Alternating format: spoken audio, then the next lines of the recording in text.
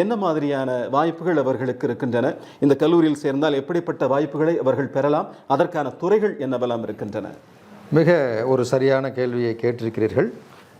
நான் ஏற்கனவே அந்த கன்வென்ஷனல் பாடப்பிரிவு, பரம்பரையாக உள்ள பாடப்பிரிவுகளை பற்றி நான் தெளிவாக எடுத்து கூறினேன். அதில் கூட ஒரு கருத்து சொல்ல மறந்துவிட்டேன். ஏராளமான விஞ்ஞானிகள் இருக்கிறார்கள். எனக்கு தெரிய ஒரு 30-35 விஞ்ஞானிகள் இந்திய அரசாங்கத்தினுடைய பல்வேறு பிரிவுகளிலும் வெளிநாடுகளிலே உள்ள அறிவியல் தொழில்நுட்ப பிரிவுகளிலும் விஞ்ஞானிகளாக பணியாற்றி கொண்டிருக்கிறார்கள். இது ஒரு புறம். இதற்கு அடுத்ததாக நவீன காலத்திலே உள்ள சேலஞ்சஸை ரெஸ்பாண்ட் பண்ணக்கூடிய வகையில் எடுத்துக்கிட்டோம்னு சொன்னால், எங்களது தாளாளர் மரியாதைக்குரிய ஐயா ரத்தினம் அவர்களுடைய வழிகாட்டுதலில் எங்கள் தம்பி ஒரு டைனமிக் இயக்குனர், அவர் இந்த பொறுப்புக்கு வந்து 5 ஆண்டு காலம் ஆகிறது. அவர் கொஞ்சம் வேகமானவர், விவேகமானவர். அவர் என்ன செய்கின்றார் என்று சொன்னால், வினோதமான படிப்புகளாக, தொழில்நுட்ப ரீதியாக மாணவர்கள் உடனடியாக வேலை கிடைக்கக்கூடிய படிப்பாகவோ, அவ்வாறு ஒருவேளை வேலை கிடைக்காவிட்டாலும் அவர் தானே ஒரு தொழில் முனைவோராக உருவாகக்கூடிய படிப்பாகவோ இன்றைக்கு ஒரு 7-8 பாடப்பிரிவுகளை எங்களது நிறுவனத்திலே கடந்த 7-8 ஆண்டுகளாக அவர் புகுத்தி இருக்கின்றார். அந்த வகையில் முதலாவதாக சொல்ல வேண்டும் என்று சொன்னால், பிகாம் ப்ரொஃபஷனல் அக்கவுண்டிங் என்ற ஒரு பாடம், ஒரு வித்தியாசமான பாடம். கிராமப்புறத்திலேயே அதிகப்படியான மாணவர்கள் வந்து படிக்கக்கூடிய அளவுக்கான ஒரு வழிவகையை செய்திருக்கின்றோம். சாதாரணமாக பிகாம் என்பது வங்கிகளிலே ஒரு பணியாற்றக்கூடிய ஒரு படிப்பாக, அல்லது தங்களது வியாபார நிறுவனங்களை அவர்கள் மேம்படுத்தி கொள்ளக்கூடிய ஒரு படிப்பாக, வியாபார சூட்சுமங்களை தெரிந்து கொள்ளக்கூடிய ஒரு படிப்பாக, பிற்காலத்தில் அவர் ஒரு தொழில் முனைவோராக ஆவதாக, அல்லது வேறு ஏதாவது தொழில் செய்பவராக ஆவதாக, அல்லது என்னை போன்ற ஒரு பேராசிரியர் பெருந்தகையாக எம்காம் பிஹெச்டிலாம் படித்து வருவதாக தான் வந்து நம்ம பிகாம் பார்த்துருப்போம். இப்போ இந்த ப்ரொஃபஷனல் அக்கவுண்டிங் என்று சொல்லக்கூடிய இந்த பாடமானது institute of cost and accounts India என்று ஒரு அமைப்பானது இருக்கிறது, ICAI என்ற பெயரில். அந்த cost and accounts of India தேர்வுகள் நடத்தி அவர்களை ஆடிட்டர்களாக தேர்வு செய்கிறது. அந்த தேர்வில் வெற்றி பெற்றவர் ஆடிட்டராக ஆவார்.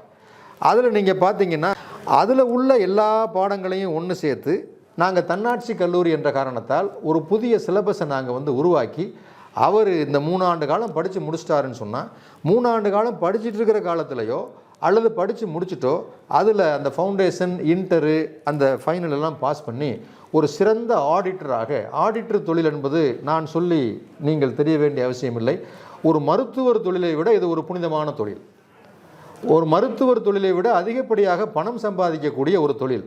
அந்த ஆடிட்டராக அவரை உருவாக்கக்கூடிய ஒரு படிப்பினை நாங்கள் வைத்திருக்கின்றோம்.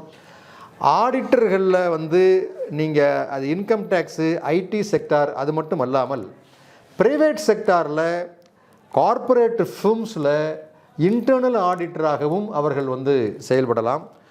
குறைந்தபட்சம் எனக்கு தெரிய இன்றைக்கு வந்து அவருக்கு வேலைக்கு, சம்பளத்துக்கு வேலைக்கு போனார்னா 75,000 ரூபா குறைந்தபட்சம் சம்பளம் தருவதற்கு அந்த வர்த்தக ஆடிட் நிறுவனங்கள் தயாராக இருக்கின்றன. தனி தொழில் என்று வரும்பொழுது 75 லட்சமே பார்த்துடலாம். ஒரு மாதத்தில் வந்து நல்ல ஒரு எபிலிட்டியான ஒரு ஆடிட்டர் அவர் இருந்தாருன்னு சொன்னீங்கன்னா, இந்த கோர்ஸில் நாங்கள் என்ன பண்ணுறோம்னு சொன்னால், எங்ககிட்ட இருக்கிற அந்த எம்காம் பிஹெச்டி படித்த வாத்தியார்களை மட்டும் வச்சு நாங்கள் பாடம் சொல்லி கொடுக்காம, திண்டுக்கல்லில், மதுரையில், திருச்சியில், கோயம்புத்தூரில், இந்த 4 இடங்களில் லீடிங்காக இருக்கிற ஆடிட்டர்ஸை, அவங்க ப்ராக்டிஸில் ரொம்ப பிரமாதமாக பண்ணக்கூடியவங்க, ரொம்ப பிஸியாக உள்ளவங்களை கூட எங்கள் தாளாளர் அவருடைய அணுகுமுறையால், அவருக்கு உள்ள பழக்க வழக்கத்தால் அப்ரோச் பண்ணி அவங்க விசிட்டிங் ப்ரொஃபஸராக இங்கே வந்து இந்த குழந்தைகளுக்கு அவங்க வந்து சொல்லிக் கொடுக்குறாங்க. இப்போ அந்த பாடப்பிரிவு 3ஆம் ஆண்டுக்கு வந்திருக்கின்றது. கடந்த தேர்வில், ICAI தேர்வில் ஒரு 6 மாணவர்கள் அது தேர்வில் வெற்றியும் பெற்றிருக்கின்றார்கள். படிச்சுட்டு இருக்க காலத்திலே வெற்றியும் பெற்றிருக்கிறார்கள் என்று சொல்லும் பொழுது, படித்து முடித்து வெளியே சென்றாங்கன்னு சொன்னால் கண்டிப்பாக இந்த பாடம் படிக்கக்கூடிய அந்த மாணவ குழந்தைகளுக்கு ஒரு ஒளிமயமான எதிர்காலமானது இருக்கிறது என்பதை நான் திட்டவட்டமாக தெரிவித்துக் கொள்ள விரும்புகின்றேன். நிச்சயமாக இந்த பார்த்து கொண்டிருக்கக்கூடிய பெற்றோர்கள் என்னவெல்லாம் வாய்ப்புகள் இருக்கின்றன என்பதை அறியாதவர்களாக கூட இருக்கலாம். தன்னுடைய மகன் ஒரு தணிக்கையாளராக, அதாவது ஆடிட்டராக ஆக வேண்டும் என்ற கனவு பலருக்கும் இருக்கிறது. எப்படி அதை நாம் அவர்களை கொண்டு செல்ல வேண்டும், என்ன மாதிரியான படிப்புகளை தேர்ந்தெடுக்க வேண்டும் என்பது தெரியாமல் கூட அவர்கள் அமர்ந்திருக்கலாம். உண்மையிலேயே இதை பார்த்து கொண்டிருப்போருக்கு ஒரு விழியை திறந்து வைத்த ஒரு அற்புதமான பணியை தாங்கள் இது ஒரு படிப்பு. 2வது படிப்பு BScயில் பொதுவாக மேத்ஸு, பிசிக்ஸ், கெமிஸ்ட்ரி இப்படி தான் நம்ம கேள்விப்பட்டிருப்போம். இப்போ வந்து ஃபோரன்சிக் சயின்ஸ், ஃபாரன்சிக்பாங்க அல்லது ஃபோரன்சிக்பாங்க, தடய அறிவியல் என்று பெயர். இந்த தடய அறிவியலானது பொதுவாக வட மாநிலங்களிலே வெகு பிரபலமாக உள்ள ஒரு படிப்பு. இந்த படிப்பு படித்தோம்னு சொன்னோம்னா கிரைமை வந்து அனாலிசிஸ் பண்ணி போலீஸ் துறையில் உயர்ந்த பதவிக்கு செல்ல முடியும். யூனிஃபார்ம் கூட போடணுங்கிற அவசியம் இல்லை. தடய நிபுணராக காவல்துறையில் வந்து பணியாற்ற முடியும். அதே போன்று தாங்களே ஒரு டிடெக்டிவ் ஏஜென்சி, தடய அறிவியல் நிறுவனம் நடத்தவும் முடியும். முடித்தா வேலை இல்லைங்கிற ஒரு சூழ்நிலை கிடையாது. இந்த பாடப்பிரிவு தமிழ்நாட்டில் ரொம்ப அரிதினும் அரிதாகத்தான் கல்லூரிகள் வைத்திருக்கின்றன. விரல் விட்டு எண்ணக்கூடிய வகையில் வைத்திருக்கக்கூடிய பாடப்பிரிவு. அதை துணிச்சலாக எங்களது இயக்குனர் தம்பி மரியாதைக்குரிய டாக்டர் துரை அவர்கள் நமது கல்லூரியில் கடந்த 5 ஆண்டுகளுக்கு முன்னர் இதை அறிமுகப்படுத்தினார். அறிமுகப்படுத்தும் பொழுது இதற்கான ஆசிரியர்களை எங்கிருந்து தேர்வு செய்வது என்று எண்ணும் பொழுது நான் ஏற்கனவே சொன்னதை போன்று இது குஜராத், மகாராஷ்டிரா போன்ற மாநிலங்களில் தான் இது பிரபலமான ஒரு படிப்பு. ஆதலால் இன்றைக்கு 6 ஃபேக்கல்ட்டி அதில் வந்து ஒர்க் பண்ணுறாங்க. இந்த 6 ஃபேக்கல்ட்டியுமே அகமதாபாத், அந்த north India side, Gujarat, Bombay அந்த சைடுலேருந்து வந்த ஃபேக்கல்ட்டி தான். அருமையாக சொல்லிக் கொடுக்குறாங்க. யங்ஸ்டர்ஸு ரொம்ப அற்புதமாக சொல்லித் தர்றாங்க. ஃபர்ஸ்ட் இயர்லேயே எங்களுக்கு 60 சீட்டும் வந்து இம்மீடியட்டாக ஃபுல்லப் ஆச்சு. இப்போ இருக்கிற செகண்ட் இயர்லேயும் ஃபஸ்ட் இயர்லேயும், ஃபஸ்ட் இயர்லேயும் செகண்ட் இயர்லேயும் இந்த திறமையான ஆசிரியர்கள் சொல்லிக் கொடுப்பதை பார்த்து நாங்கள் ஒன்றும் பெருசாக விளம்பரமெல்லாம் பண்ணல. எங்கள் காலேஜுக்கு ஏராளமான மாணவ குழந்தைகள் தாங்களாக தேடி வந்து, நாங்கள் அதில் போய் படிங்கன்னு சொல்லலை, தாங்களாக தேடி வந்து இந்த ஃபோரன்சிக் பாடத்தை எடுத்திருக்கிறாங்க. இன்றைக்கி இருக்கிற இந்த செகண்ட் இயர்லேயும் ஃபஸ்ட் இயர்லேயும் நீங்கள் சொன்னால் ஆச்சரியப்படுவீங்க. நாங்கள் ஒரு ரூரல் பிரான்ச்சு காலேஜு, 2 செக்ஷன் இருக்குது. ஒரு செக்ஷனுக்கு 50 ஸ்டூடெண்ட் விதமாக 50, 60 வரைக்கும் போடலாம். கிட்டத்தட்ட 120 மாணவர்கள் ஒரு இயரில் வந்து படிக்கிற ஒரு அற்புதமான ஒரு பாடப்பிரிவாக, அரசு தடயியல் துறையில் வந்து வேலை அளிக்கக்கூடிய பாடப்பிரிவாக, புலனாய்வு மற்றும் போலீஸ் துறையில் வேலை அளிக்கக்கூடிய பாடப்பிரிவாக, இதையெல்லாம் மீறி பெரிய ஒரு ஆராய்ச்சி துறையாகவும் அதை வந்து கொண்டு போகக்கூடிய ஒரு பாடப்பிரிவாக வச்சுருக்கிறோம்.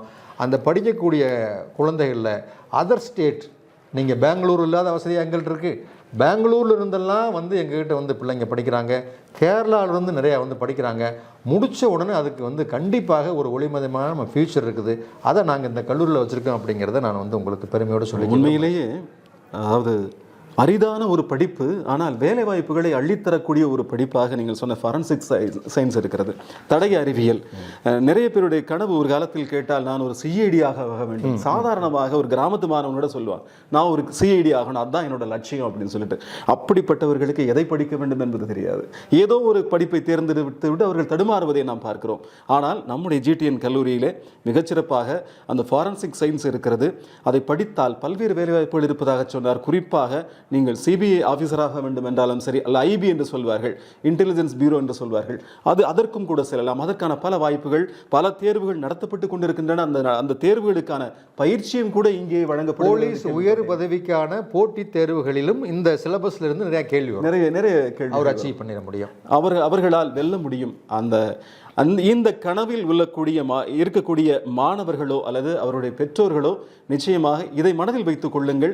உங்களுடைய மகன் ஒரு சிபிஐ ஆஃபீஸர் என்றால் எந்த அளவிற்கு பெருமையாக இருக்கும், ஒரு ஐபி ஆஃபீஸர் என்றால் எந்த அளவிற்கு பெருமையாக இருக்கும், இதையெல்லாம் மனதில் வைத்துக் கொள்ளுங்கள். நிச்சயமாக லட்சியம் என்ற ஒன்று அவன் மனதில் இருந்து விட்டால் நிச்சயமாக அந்த உயர் பதவியை அடைவதற்கான வாய்ப்புகள் இருக்கின்றன.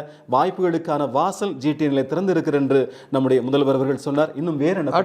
அடுத்த கோர்ஸ் வந்து HM அண்ட் சிஎஸ்ன்னு சுருக்கமாக சொல்லுவோம், hotel management and catering science. இதுவுமே கிராமப்புறங்களில் அரிதாக உள்ள, இப்போ பக்கத்தில் மேரி மாதா கல்லூரியில் இருக்குது, வேறு எனக்கு தெரிய பக்கத்தில், அது 70 கிலோமீட்டர் போகணும், அரிதாக உள்ள ஒரு பாடப்பிரிவு. இந்த hotel management and catering science அப்படிங்கிறது சும்மா சாதாரணமாக சமையல் பண்ணுற படிப்பு அல்ல. இது வந்து உங்களுக்கு மேலாண்மை சார்ந்த ஒரு படிப்பு. அந்நிய செலாவணியை அதிகமாக ஈட்டித்தரக்கூடிய ஒரு துறை வந்து இந்த டூரிசம் அண்டு ஹோட்டல் மேனேஜ்மெண்ட் துறை. வேலை வாய்ப்புன்னு எடுத்துக்கிட்டிங்கன்னு சொன்னிங்கன்னா, சொகுசு கப்பலில் உள்ள அந்த ஸ்டார் ஹோட்டலில் வேலை வாய்ப்பு, நட்சத்திர அந்தஸ்து, அது 5 ஸ்டார் 4 ஸ்டார் 3 ஸ்டார் நட்சத்திர அந்தஸ்து உள்ள ஹோட்டல்களில் வந்து வேலை வாய்ப்பு, மிகப்பெரிய உணவகங்களில் வேலை வாய்ப்பு, மிகப்பெரிய ஃபுட் ப்ராசஸிங் யூனிட்ஸில் வந்து வேலை வாய்ப்பு, லட்சங்களை அள்ளி கொடுக்கக்கூடிய வேலை வாய்ப்பாக ரொம்ப அற்புதமான ஒரு வேலை வாய்ப்பான ஒரு கோர்ஸு. அதோடு கூடுதலாக இந்த கோர்ஸை படிக்கக்கூடிய மாணவர்கள் வந்து சுற்றுலாத்துறையில், இது ரெண்டும் வந்து ஒரு என்ன சொல்கிறது, ஒரு காயினினுடைய 2 பக்கங்கள் மாதிரி. அதனால் சுற்றுலாத்துறையில் வந்து அவங்களுக்கு வேலை வாய்ப்பு இருக்குது. இது எல்லாம் போக சுயமாக தொழில் செய்யலாம்னு நினச்சாங்கன்னு சொன்னிங்கன்னா அவங்கள பொறுத்த வரைக்கும் ஒரு மிகச்சிறந்த ஒரு ஆண்டர்ப்ரனராக, ஒரு பேக்கரி அவுட்லெட்டாக இருக்கலாம், அல்லது ஒரு கேட்ரிங் யூனிட்டாக இருக்கலாம். அது மாதிரி ஒரு நவீன உணவகங்கள் தொழில் செய்யும் பொழுது நல்ல அவருக்கு வந்து வருமானத்தை வந்து ஈட்டி தரக்கூடிய ஒரு படிப்பு இது. இந்த படிப்பில் ரொம்ப குறிப்பாக சொல்லணும்னு சொன்னால் நாங்கள் என்ன செய்கிறோம்னா இன்டர்ன்ஷிப் அப்படின்னா ஒரு ட்ரைனிங். அது சும்மா 10 நாள் 15 நாளும் கிடையாது, 6 மாதம் ட்ரைனிங். ஃபுல் 6 மாதம் அவனை என்ன பண்ணுறோம்னா அவனுக்கு ஸ்டைபண்ட் வேறு கிடைக்குது. இவன் போய் எங்கே ஒர்க் பண்ணுறானோ அந்த ஹோட்டலில் ஸ்டைபண்ட் கிடைக்குது.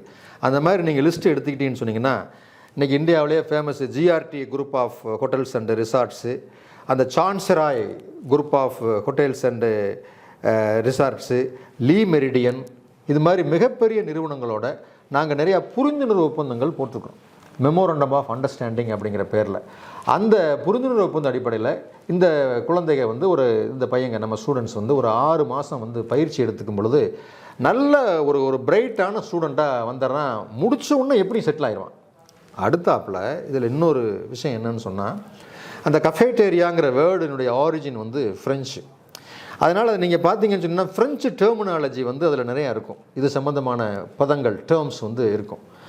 அந்த டெர்மினாலஜியை வந்து அவன் தெரிஞ்சுக்கணும் அப்படிங்கிறதுக்காக ஃப்ரெஞ்சு லாங்குவேஜை, ஃப்ரெஞ்சு அடிப்படை லாங்குவேஜை, ஹோட்டல் சார்ந்த ஃப்ரெஞ்சு லாங்குவேஜை ஃபஸ்ட்டு 4 செமஸ்டருக்கு பார்ட் 1 லாங்குவேஜ்னு தமிழ், இது எல்லா பாடப்பிரிவுலையும் எல்லா மாணவர்களும் படிக்கணும் இளங்கலை பட்டத்தில். இந்த பையங்களுக்கு மட்டும் நாங்கள் ஃப்ரெஞ்சு பாடத்தை வச்சு திருச்சி, மதுரை இந்த மாதிரி பகுதிகளிலிருந்து எக்ஸ்பர்ட்டை கூட்டிகிட்டு வந்து இவங்களுக்கு வந்து டீச் பண்ணி அந்த ஃப்ரெஞ்சு லாங்குவேஜையும் சொல்லிக் கொடுக்குறோம். அடுத்தபடியாக வந்து நீங்கள் இதில் ஹியூமன் ரிசோர்ஸாக இருந்தாலும், மேனேஜ்மெண்ட்டாக இருந்தாலும், ஃபினான்சியல் மேனேஜ்மெண்ட்டாக இருந்தாலும், ஃபெசிலிட்டி மேனேஜ்மெண்ட்டாக இருந்தாலும், இந்த கோர்ஸ் வந்து அவங்களுக்கு ஈடு கொடுத்து கொடுக்கக்கூடிய வகையில் ஒரு நல்ல ஒரு லைஃப் ஸ்டைலை பெரிய பெரிய சிட்டிஸில் கொடுக்கக்கூடிய அளவுக்கான ஒரு கோர்ஸை வந்து நாங்கள் வச்சுருக்கோம் அப்படிங்கிறத எனக்கு கிடைச்ச இந்த வாய்ப்பில் சொல்லிக்க நான் கடமைப்பட்டிருக்கேன்.